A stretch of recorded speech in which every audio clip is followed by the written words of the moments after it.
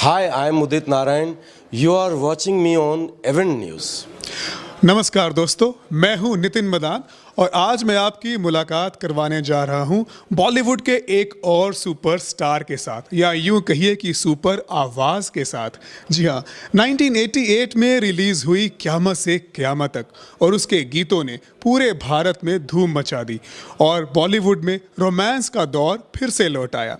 और इस सब का श्रेय जाता है उन गीतों के गायक को। जी हाँ, हम बात कर रहे हैं उदित नारायण जी की, जो पिछले 25 से भी ज़्यादा सालों से हमारे कानों में नहीं, हमारे दिलों में गूंज रहे हैं। उदित जी, आपका स्वागत है सिडनी में। थैंक यू सो मच, शुक्रिया, बहुत बहुत धन्यवाद आप सब लोगों का। सबको मेरा नमस्कार। और मैं एक ही बात कहूँगा कि Australia is a beautiful country and of course Sydney is also very very beautiful. जी हाँ, सिडनी की खूबसूरती और भी बढ़ जाती है जब आप जैसे महान कलाकार यहाँ पर आते हैं, हमारे साथ रूबरू होते हैं। हमें आप जैसे महान कलाकारों के साथ बात करने का मौका मिलता है, उन्हें करीब से जानने का मौका मिलता है। सबसे पहले तो हम ये जानना चाहेंगे कि बिहार के गाँव का एक छोटा सा लड़का आज इतने बड़े मुकाम पर पहुँचा है, तो ये सब कैसे संभव हुआ? इस सब की शुरुआत कैसे हुई? एक्चुअली क्या है, my father and my grandfather, basically we are from border, जो नेपाल भी मिथिला नगरी है और उसी के बॉर्डर पे बिहार भी आ जाता है।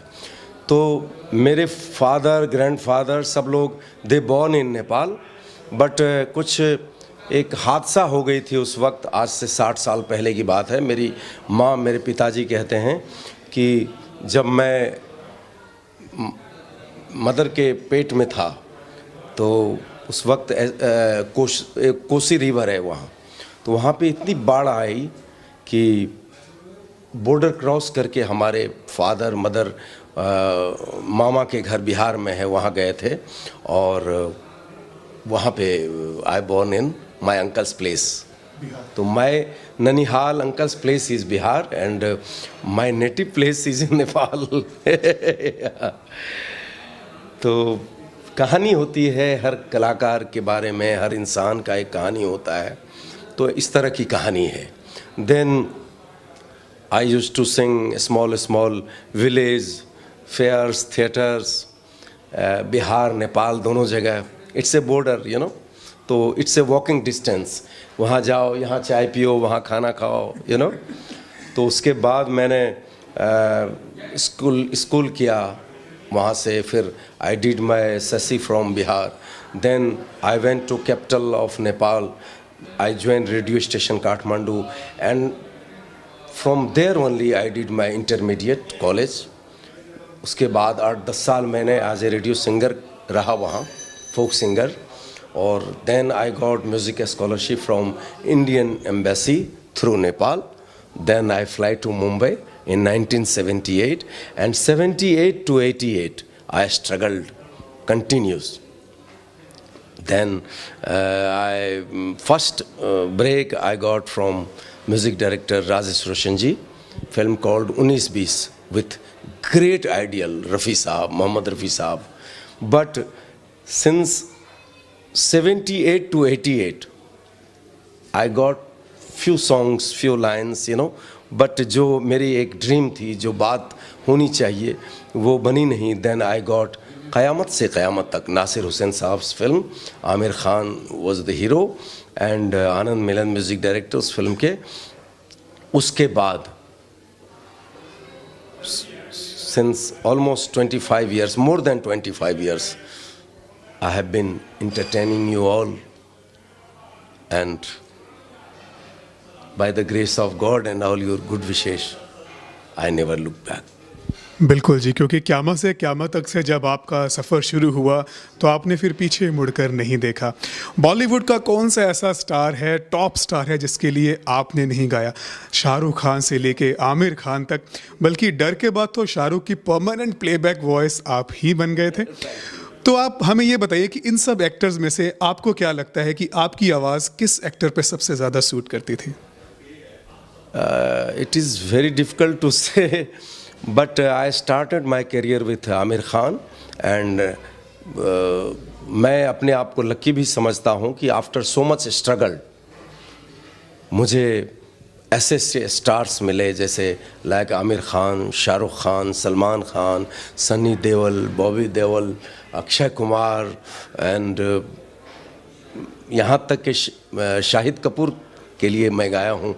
एंड मैं चाहता हूँ कि अभी जितने भी हमारे न्यू कॉमर्स एक्टर्स हैं या स्टार्स हैं जैसे like Ranveer Kapoor and my son Aditya Narayan, तो मैं चाहता हूँ मैं इन लोगों के लिए भी गाऊँ और अल्लाह ने चाहा, ईश्वर ने चाहा तो वो भी करेंगे, ज़रूर करेंगे। जी हाँ, बिल्कुल करेंगे। आपका सफ़र तो उदय जी ख़त्म होने वाला है नहीं है, क्योंकि आपकी आवाज़ में वो कशिश है, वो जादू है। आप गाते हैं जादू तेरी नज़र, लेकिन हम कहते हैं जादू तेरी आवाज़। तो हमें ये बताइए कि बॉलीवुड में आपको गाते हुए करीब 30 साल ही हो गए हैं, तो 30 years, since 30 years I have been singing in Hindi film industry, but in limelight since 25 years.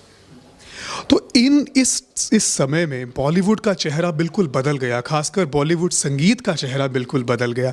पहले आप गाते थे राधा कैसे ना जले, और आज आप गाते हैं Radha on the dance floor.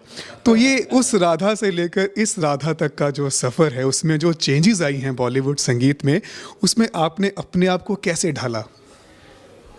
देखिए क्या है, इंसान में एक लगन होती है जिसको हम कहते हैं dedication. If you have dedication and you doing so much hard work with honesty, तो ऊपर वाला देखता रहता है, बोलता है कि नहीं, we have to give him.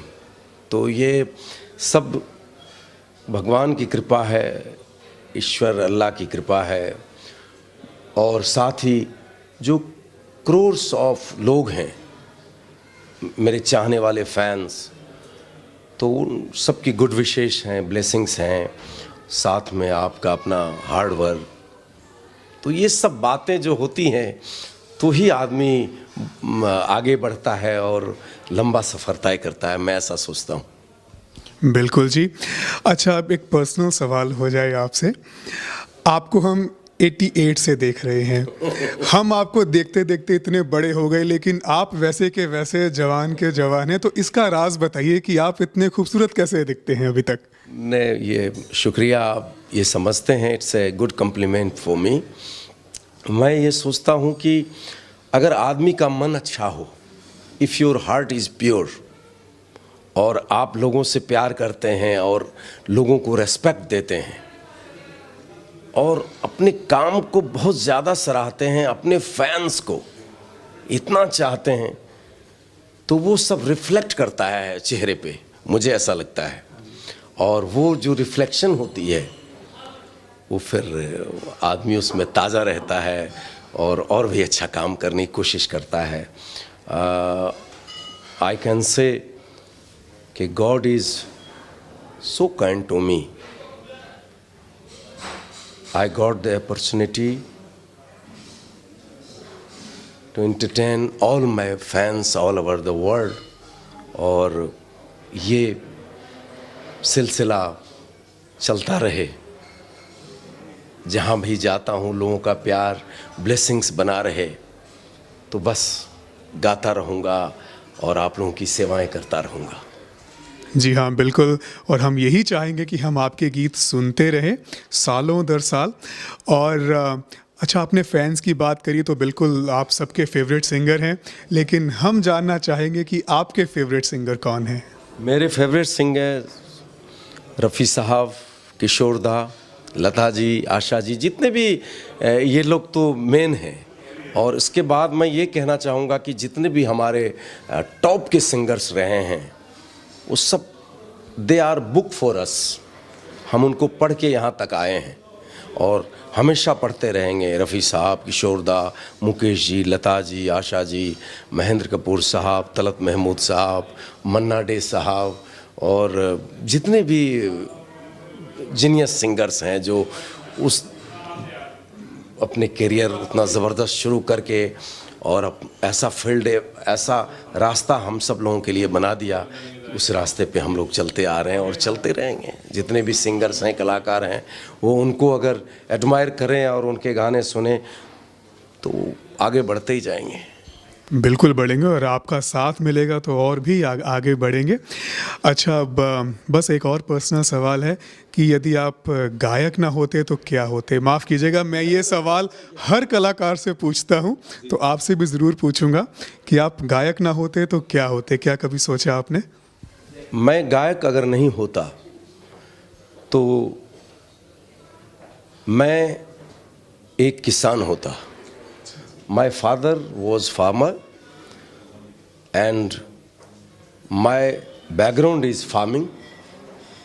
So मैं फार्मिंग करता और मुझे बहुत मज़ा आता है क्योंकि मैं बचपन से उस लैंड्स में, उस खेतों में, उस खलिहान में मैं पला हूँ, जहाँ मुझे बहुत आनंद आता है। उस चीज़ को हम भूल नहीं सकते हैं।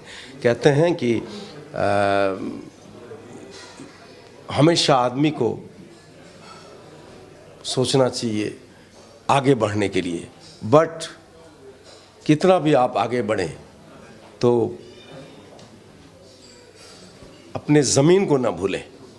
जी, तो अपना लैंड को हम पकड़ के रखें और आसमान की तरफ देखें, ऊंचाइयों को छुएं, वो अच्छी बात है। क्या बात है! जितनी खूबसूरत आपकी आवाज़ है उतने ही खूबसूरत आपके विचार भी हैं।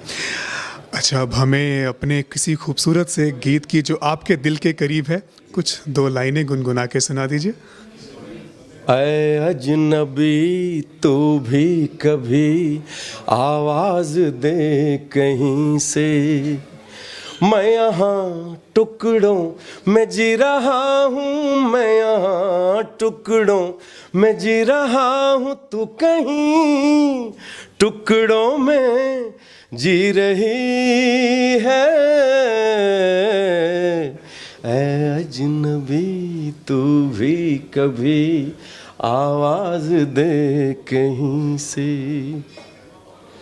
पापा कहते हैं बड़ा नाम करेगा, बेटा हमारा ऐसा काम करेगा, मगर ये तो कोई न जाने कि मेरी मंजिल है कहाँ। ओ राधा तेरी चुनरी, ओ राधा तेरा छल्ला, ओ राधा तेरी नटखट नजरिया, ओ राधा तेरा झुमका, ओ राधा तेरा ठुमका, ओ पीछे पीछे सारी नगरिया। बहुत खूब उदय जी, दिल करता है आपके गीत सुनते ही जाएं, हमारा मन तो बिल्कुल नहीं भरता। और जाते जाते कोई संदेश देना चाहेंगे हमारे देखने वालों को? I can say कि you love Udit Narayan's voice, you love Udit Narayan's songs, and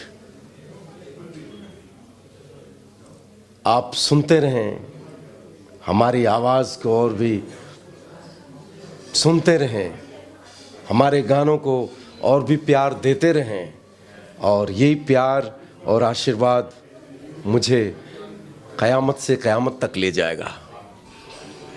बिल्कुल ले जाएगा, और हम यही चाहते हैं कि हम भी क़यामत से क़यामत तक आपके गीतों को एंजॉय करते रहें, सुनते रहें। आपके समय के लिए, हमसे बातचीत करने के लिए बहुत बहुत धन्यवाद। Thank you so much, credit goes to you, and बहुत बहुत शुक्रिया, धन्यवाद। Thank you so much for जो आपने इंटरव्यू लिया, मज़ा आया। Thank you ji.